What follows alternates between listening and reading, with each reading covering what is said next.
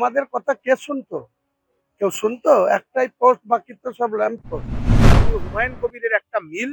আমরা চাকরিহারা শিক্ষক, আমরা এই চোর রাজ্য সরকারের দুর্নীতির বিরুদ্ধে আপসীনভাবে শেষ লড়াইটা যখন লড়ছি, সেরকমই তিনি একটা চ্যালেঞ্জ গ্রহণ করে একটা নতুন দল প্রতিষ্ঠা করছেন এত বড় একটা মানে মেশিনারির বিরুদ্ধে। ওনারা বঞ্চিত হয়ে আছে, লাঞ্ছিত হয়ে আছে।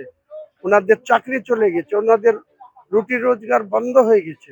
তারা আমার কাছে এসেছেন। সুতরাং দুর্নীতির পাঁচালী নিয়ে কাকদ্বীপ থেকে কুচবিহার আমরা কালীঘাট থেকে সেই আন্দোলন শুরু করব। চাকরিহারাদের আমরা অনুরোধ করেছি পরিবার পরিজন নিয়ে আপনারা আসুন। এই চোরেদের বিরুদ্ধে লড়তে হলে এই বাংলার যারা প্রতিবাদী মানুষ, বিরোধী রাজনৈতিক দল, তাদের সাহায্য ছাড়া অসম্ভব। সেজন্য যাচ্ছি। এর জন্য কোনো রাগ ঢাকের ব্যাপার নেই যে সেখানে শিক্ষামন্ত্রীর সাথে বৈঠক আমরা চেয়েছিলাম, মাননীয় মুখ্যমন্ত্রীর বৈঠক চেয়েছি, চিঠি দিয়েছি, ১০০-র উপর চিঠি আছে। মুখ্যমন্ত্রী বসতে চান না, শুধু পালিয়ে বেড়াচ্ছে।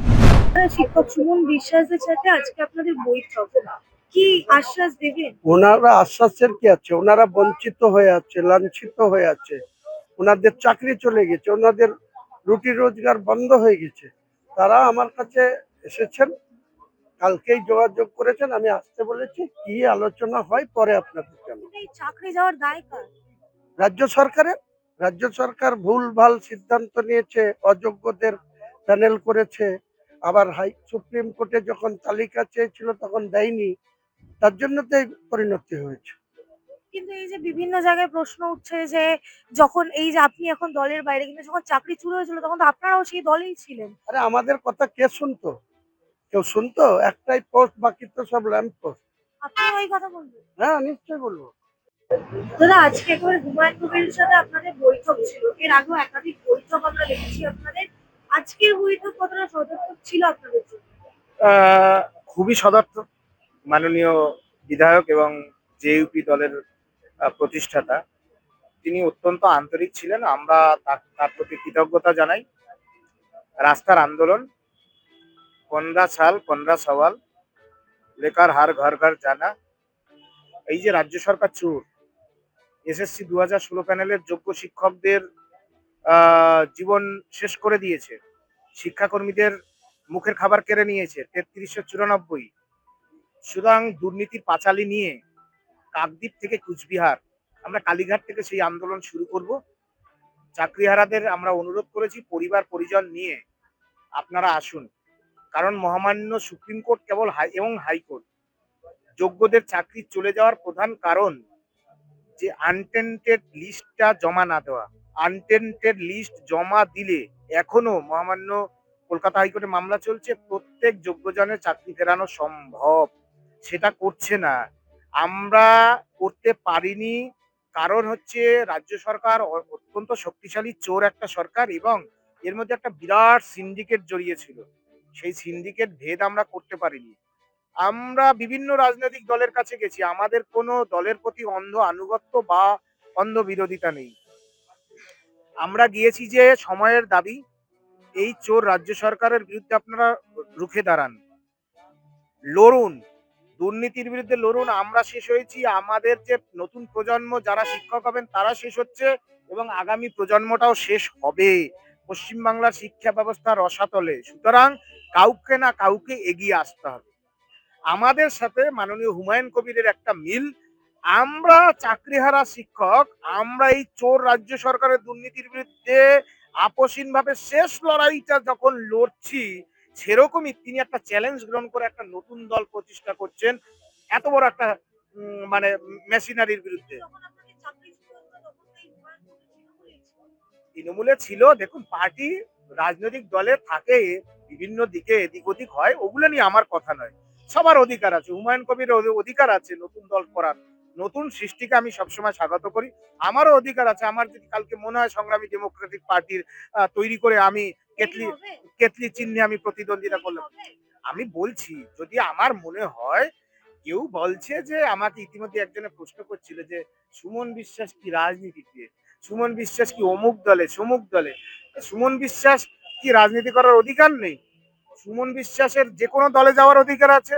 আমি ঠিক করব কোন দলে যাব কি যাব না, আদৌ যাব কিনা নাকি সংগ্রামী ডেমোক্রেটিক পার্টি প্রতিষ্ঠা করে কেতলি চিহ্নে কর্মসংস্থান প্রতীকে দাঁড়াবো, না কি করবো এটা আমার সিদ্ধান্ত। সুতরাং যারা এত চিন্তা করছে তাদের এইসব চিন্তা না করে তাদেরকে আমার আহ্বান থাকবে, রাজ্য সরকারটা চোর, চাকরি খেয়েছে চোর সরকার, কয়লা খেয়েছে, বালি খেয়েছে, মানুষের চোখ খেয়েছে, মানুষের মেধা খেয়েছে, স্বপ্ন খেয়েছে, স্কুলগুলো ঘটি বাটি খেয়েছে, সব খেয়ে শেষ করে ফেলছে। একটাই রোগ, দুর্নীতি। ওই ঘুণ পোকাটায় আপনারা আসুন, ওষুধ দিই। সেটা হচ্ছে দুর্নীতির বিরুদ্ধে লড়াই। গ্রাম বাংলায় আনাচে কানাচে অলিতে গলিতে আপনারা দুর্নীতির বিরুদ্ধে জনসচেতনতা যাত্রা ছড়িয়ে দিন, আন্দোলনটা ছড়িয়ে দিন। চোরেরা পেছনের দরজা দিয়ে ভেগে পালাবে। সেখানে কেউ কারো যদি রাজনৈতিক মহত্বাকাঙ্ক্ষাও থাকে তবুও আসুন। একটু দলীয় রাজনীতির শৃঙ্খল ভেঙে ঊর্ধ্বে আসা প্রয়োজন। কেন প্রয়োজন দেখুন, এসএসসি 2016 প্যানেলে চাকরি চলে গেছে। আপনি কোনো বুদ্ধিজীবী দেখতে পাচ্ছেন আছে? সব ভাতাজীবী হয়ে একবারে কোথায় তলিয়ে গেছে। এদের ডাকেই কিন্তু আমরা একসময় সেই দাড়িওয়ালাদের, ফর্সা ফর্সা দাড়িওয়ালা বা মাথায় চুল নেই, তাদের ডাকে আমরা সিঙ্গুর নন্দীগ্রাম আন্দোলনে এসেছিলাম। তারা আজকে কোথায়? হারিয়ে গেছে। আবার যদি দেখেন অন্যান্য, তাদের যে ভূমিকা পালন করার কথা ছিল, যেখানে বাংলার মেধা প্রচার হতো, যেখানে বাংলার যোগ্য শিক্ষক মারা যাচ্ছে, যেখানে বাংলার যোগ্য শিক্ষাকর্মীরা তাদের মুখের খাবার কেড়ে নেওয়া হয়েছে, তাদের জীবন নরকে পরিণত হয়েছে, তারা ভিন রাজ্যে পরিযায়ী শ্রমিকের কাজে যাচ্ছে, সেইখানে কারোর কিন্তু এই নিয়ে কিন্তু মাথা ব্যথা নেই। এরা আবার কিন্তু এই বাঙালিদেরই ভোট চেয়ে মানে ক্ষমতা আসার চেষ্টা করছে বা চেষ্টা করবে। সুতরাং রাজনৈতিক নেতাদেরও সচেতন হওয়ার প্রয়োজন আছে, আর মানুষকে বিশেষ করে, জনগণকে বিশেষ করে সচেতন হওয়ার প্রয়োজন। যে আমি মনে করি আমার চাকরি গেছে, আমাদের চাকরি গেছে, আমাদের লড়াই আমাদেরকেই লড়তে হবে। সেজন্য আজও আছি, আগামী দিনেও থাকবো। কিন্তু দাদা চাকরি তো পেয়েছে রাজ্য সরকার এবং যে যোগ্য অযোগ্যের যে প্যানেলের কথা বলছি, যে তালিকা দিতে বলছে সেটাও তো দিতে পারবে একমাত্র রাজ্য সরকার। সেই জায়গায় এই কখনো বিজেপি কখনো আলিমুদ্দিন এখন এই যে হুম, ইউপি লাভটা কি? আলটিমেটলি ঠিক দিতে ঠিক তো ঠিক, পারবে রাজ্য খুব সরকার। খুব গুরুত্বপূর্ণ কথা। চোর রাজ্য সরকার এত সহজে দেবে না। সবকিছুই দেখুন, রাজনীতির বাইরে কিচ্ছু নেই। আপনি যে প্রশ্ন করছেন সেখানেও রাজনীতি আছে, আমি যে কথা বলছি সেখানেও রাজনীতি আছে। সুতরাং এই চোর সরকারকে বাধ্য করাতে হলে আমাদের ঘোষিত নীতি, আমরা কোনো রাজনৈতিক দলকে হোম টাচ দিই না। এই চোরেদের বিরুদ্ধে লড়তে হলে এই বাংলার যারা প্রতিবাদী মানুষ, বিরোধী রাজনৈতিক দল, তাদের সাহায্য ছাড়া অসম্ভব। সেজন্য যাচ্ছি। এর জন্য কোনো রাগ ঢাকের ব্যাপার নেই যে জেইউপি দলের প্রতিষ্ঠাতা চাকরি ফিরিয়ে দেবে। হ্যাঁ, তার লড়াইয়ে ফিরতে পারে। সেই জন্যই তো আমরা বলছি, যেখানে দেখিবে ছাই উড়াইয়া দেখো তাই, পাইলেও পাইতে পারো অমূল্য রতন। আমাদের সমস্ত পাথরকে উল্টে উল্টে দেখতে হবে। সুতরাং আমরা সমস্ত বিরোধী রাজনৈতিক দলে যারা আছে তাদের কাছেও আমরা অনুরোধ করছি, আপনারা একযোগে আন্দোলনে এগিয়ে আসুন, বিধানসভায় বিল পাস করুক। তখন যদি কারো মনে হয় যে কোর্ট, কন্টেম অফ কোর্ট হচ্ছে, সুপ্রিম কোর্টে যাবে, আগে তো বিলটা পাস করুক। বিল পাস করলেই তো রাজ্য সরকারের দায় বর্তাবে যে হ্যাঁ এরা যোগ্য। সুপ্রিম কোর্টও তখন ভাববে যে যেহেতু লেজিসলেটিভ অ্যাসেম্বলির সর্বসম্মত সিদ্ধান্ত, আর সর্বসম্মত সিদ্ধান্ত তো আর এমনি হবে না, টেন্টেড বসিয়ে দিয়ে তো সিদ্ধান্ত হবে না। সুতরাং মুখ্যমন্ত্রীকে জানান। মুখ্যমন্ত্রীকে আমরা 100 বারের উপর চিঠি দিয়েছি। শিক্ষা দপ্তরে বৈঠক হয়েছিল, চেয়ারম্যান ছিলেন মাননীয় চেয়ারম্যান, সেখানে শিক্ষামন্ত্রীর সাথে বৈঠক আমরা চেয়েছিলাম, মাননীয় মুখ্যমন্ত্রী বৈঠক চেয়েছি, চিঠি দিয়েছি। 100 চিঠি আছে, মুখ্যমন্ত্রী বসতে চান না, শুধু পালিয়ে বেড়াচ্ছেন। তাহলে আমরা বারবার বলছি মাননীয় মুখ্যমন্ত্রী আপনি আমাদের সাথে আলোচনায় বসুন, আলোচনায় বসুন, এই সমস্যা সমাধান করুন, সমাধান করুন, সমাধান করুন। সমাধান করবে না। তিনি যে ভোট রাজনীতি বোঝেন, যেখানে সংখ্যালঘু মুসলমানদের চাকরি কেড়েছে, যেখানে সংখ্যালঘু মুসলমানদের চাকরি দিতে চায় না, যে যে পলিটিক্সটা উনি বোঝেন, সেই জায়গায় যেতে হবে। এসেছি হুমায়ুন কবিরের কাছে, আগামী দিনে যাব আব্বাস সিদ্দিকী মহাশয়ের কাছে, নওশাদ সিদ্দিকীর কাছে, যাব অন্যান্য বিরোধী দলের কাছে, যাব মোহাম্মদ সেলিমের কাছে। আমাদের কোনো দলের প্রতি আমাদের অন্ধ আনুগত্য, অন্ধ বিশ্বাস নেই। হ্যাঁ, আনুগত্য বা তাদের প্রতি যে অনাস্থা, এসব আমাদের নেই। আমরা তৃণমূল কংগ্রেসকেও স্বাগত, কিন্তু তৃণমূল কংগ্রেস এরা তো করে কামড়ে খাওয়ার দল।